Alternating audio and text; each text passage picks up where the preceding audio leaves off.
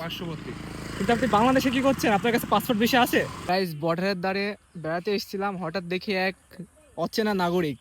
কোন দেশের নাগরিক আল্লাহ জানে। ভাই, আপনি কোন দেশের নাগরিক? এই দাদা পারে দাদা আপনারা যে কি করেন না আপনারা। আপনি আপনি কি ইন্ডিয়ান নাকি দাদা? না, আমি আসলে ইন্ডিয়ান না, তবে থোড়া থোড়া ছোট অল্প পারি বাংলা। বাংলা পারেন? জি, এই তো ভালোই বলছেন। তাহলে আপনি কোন দেশের নাগরিক? আমি আসছি কোথা থেকে আসছেন? সোমালিয়া। এটা আবার কোন দেশ? এটা নিগ্রোদের একটা পার্শ্ববর্তী দেশ, যেখান থেকে আসছি আর কি, নিগ্রোদের পার্শ্ববর্তী।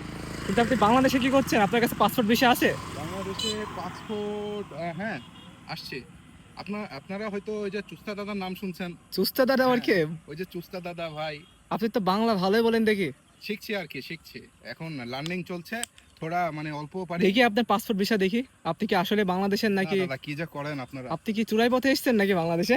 না, আপনি দৃশ্য দেখুন না দাদা, জ্বালায়েন না তো দাদা, আপনার মানে কাজ কাম নাই নাকি? হ্যাঁ, আপনি জান তো। দর্শক, এই দেখুন, তার পরিচয় দিতে অস্বীকার করছে এই ব্যক্তি।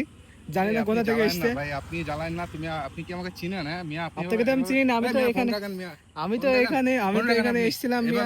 এভাবে আমি পর্যটকদের তো এভাবে হয়রানি করা ঠিক না। আমি হয়তো বাংলা পারি না, তারপরেও আচ্ছা, বলছি, আপনি ফোন রাখেন, উপভোগ করতে দেন, যান পরে এই আসেন। এই হচ্ছে আপনার উপভোগ। আপনি এখানে কি করতে এসেছেন বলুন, এই ঝড়ের আপনাকে তো মধ্যে? বলছি আমি চুস্তা দাদা, ছোট ছেলের বড় ভাইয়ের মানে মহিষ দাদা, ঠিক আছে? আপনি তারপরে কেন জ্বালাচ্ছেন ভাই, বলেন তো? আপনি যান, চুস্তা দাদা আবার কি যান ভাই, জিনিস? যান।